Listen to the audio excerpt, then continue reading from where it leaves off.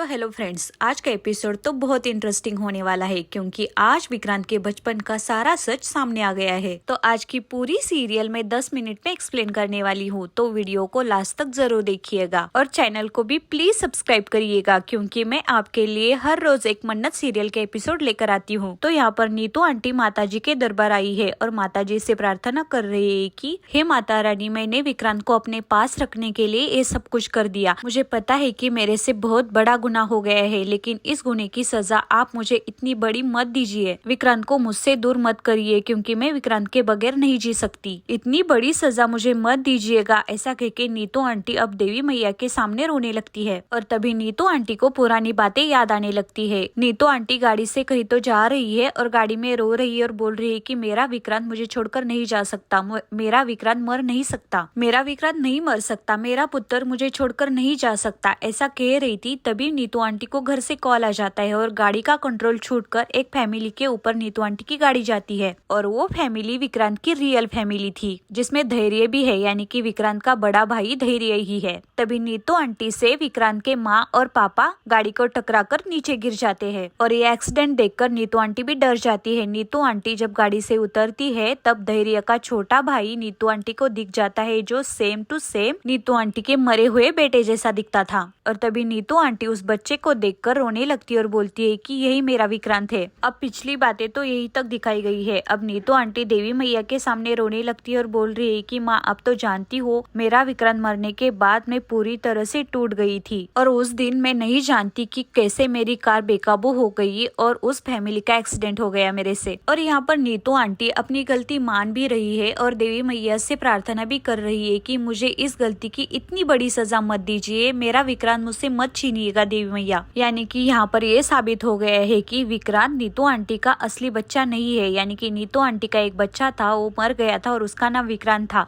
और नीतू आंटी ने वो धैर्य का छोटा भाई उठाया था और वही विक्रांत है। अब नीतू आंटी देवी मैया से प्रार्थना करके वहाँ से जा रही थी तभी नीतू आंटी को अपने सामने विक्रांत की असली माँ दिख जाती है और विक्रांत की असली माँ भी नीतू आंटी को पहचानती है। अब विक्रांत की असली माँ देखने के बाद नीतू आंटी वहाँ से भागने की कोशिश करती है और तभी विक्रांत की असली मॉम भी नीतू आंटी का पीछा करती है और बोलती है कि नीतू सलूजा, मेरा बच्चा कहाँ है, मुझे प्लीज बता दो। लेकिन नीतू आंटी गाड़ी पकड़कर वहाँ से चली जाती है और विक्रांत की असली मॉम रोने लगती है और बोलती है कि नीतू सलूजा, प्लीज मुझे बता दो मेरा बच्चा कहाँ पर है। यानी कि विक्रांत के रियल मॉम को, यानी कि धैर्य की मॉम को पता है कि उनका बच्चा नीतू आंटी के पास है। अब थोड़ी ही देर बाद सलूजा मेंशन में देवी मैया की आरती चल रही है और सारे फैमिली मेंबर्स तैयार होकर वहाँ आरती में आए हैं। अब आरती के बाद सलूजा मेंशन में डांडिया का इवेंट रखा हुआ है और उसी इवेंट में बहुत कुछ होने वाला है। मन्नत ने एक बहुत बड़ा प्लान बनाया हुआ है जिसमें ऐश्वर्या राय पूरी तरह से फंसने वाली है। अब देवी मैया की आरती होने के बाद वहाँ के सारे लोग गरबा खेलने में बिजी हो जाते हैं। तभी वहाँ से मन्नत और विक्रांत गायब हो जाते हैं। मन्नत और विक्रांत अपने प्लान के बारे में डिस्कशन कर लेते हैं। यहाँ पर मन्नत और विक्रांत का ये प्लान है कि जब घर के सारे लोग डांडिया खेलने में बिजी हो जाएंगे तभी वहाँ पर अनिरुद्ध सक्सेना आ जाएंगे और ऐश्वर्या राय को उठाकर आउट हाउस लेकर जाएंगे क्योंकि मन्नत और विक्रांत आउट हाउस में कैमरा सेटअप करने वाले हैं और उसका सीधा फुटेज टीवी पर सारे लोगों को फंक्शन वाले सीन पर दिखाएंगे और वहाँ पर ऐश्वर्या राय सिंह का सारा भांडा फूट जाएगा। अब प्लान तो ये है, लेकिन देखते हैं आगे क्या होता है। और यही प्लान मन्नत और विक्रांत यहाँ पर डिस्कस कर रहे हैं और यहाँ पर ये डिस्कशन होने के बाद और विक्रांत और मन्नत के बीच में थोड़ी सी प्यारी सी नोकझोंक हो जाती है और तभी मन्नत को शालिनी का मैसेज आ जाता है जिसमें लिखा हुआ था कि कैमरे आ गए हैं, इसलिए मन्नत वहाँ से जा रही थी। लेकिन मन्नत जब बाहर आ जाती है तभी वहाँ पर धैर्य आ जाते हैं और डीसीपी धैर्य को देखकर मन्नत थोड़ी शॉक हो जाती है क्योंकि मन्नत के प्लान के लिए ये एक अच्छी बात नहीं थी। लेकिन डीसीपी धैर्य यहाँ पर इसलिए आए हैं क्योंकि उनको पता है कि अनिरुद्ध सक्सेना को मन्नत ने छुपाया है। अब डीसीपी धैर्य यहाँ पर इसीलिए आए हैं क्योंकि वहाँ पर उनको अनिरुद्ध मिल जाएगा। जब विक्रांत को डीसीपी धैर्य दिख जाते हैं तब विक्रांत अच्छी तरह से डीसीपी धैर्य को हैंडल कर लेता है। विक्रांत सलूजा मेंशन में धैर्य का वेलकम कर लेता है और विक्रांत डीसीपी धैर्य को गले भी लगाता है। अब उन दोनों को पता नहीं है लेकिन वो तो सगे भाई है। और तभी डीसीपी धैर्य को विक्रांत वहाँ से लेकर जा रहा था तभी मन्नत कहती है कि मैं आती हूँ, मुझे काम है। लेकिन धैर्य बोलता है कि क्या काम है आपको। अब धैर्य तो अपना काम करेगा ही क्योंकि वो मन्नत के ऊपर नजर रखने के लिए तो आया है, लेकिन अपनी मन्नत भी कुछ कम नहीं है। मन्नत बोलती है कि वो मैं डांडिया का सामान लेने जा रही हूँ। लेकिन डीसीपी धैर्य धैर्य भी बहुत शातिर है। डीसीपी धैर्य बोलते हैं सामान लेने के लिए जा रही हो या किसी छुपे हुए प्लान को अंजाम देने जा रही हो। अब विक्रांत के समझ में आता है कि धैर्य तो पूरी तैयारी से आया है, वो मन्नत को अकेला नहीं छोड़ेगा। इसलिए विक्रांत अब दूसरा प्लान कर लेता है और शालिनी को मैसेज कर देता है कि मन्नत नहीं आने वाली है, कैमरा तुम ही सेटअप कर लो। उसके बाद इवेंट शुरू हो जाता है और गरबा में मन्नत, मल्लिका और घर के सारे लोग बहुत अच्छा डांस कर लेते हैं। इसके लिए आपको तो सीरियल देखनी ही चाहिए। और ये एक बहुत ही रोमांटिक डांस था क्योंकि उसमें मन्नत और विक्रांत बहुत क्लोज आ जाते हैं और ये सीन देखकर मल्लिका की तो जलने ही लगती है। और जब ये डांस चल रहा था तभी वहाँ पर अनिरुद्ध सक्सेना की एंट्री हो जाती है और ये धैर्य देख लेता है। और आज का एपिसोड यहीं पर समाप्त हो जाता है। देखते हैं आगे के एपिसोड में क्या हुआ है। आगे के एपिसोड में तो बहुत कुछ होने वाला है, तो प्लीज चैनल को सब्सक्राइब करो और वीडियो को लाइक करो।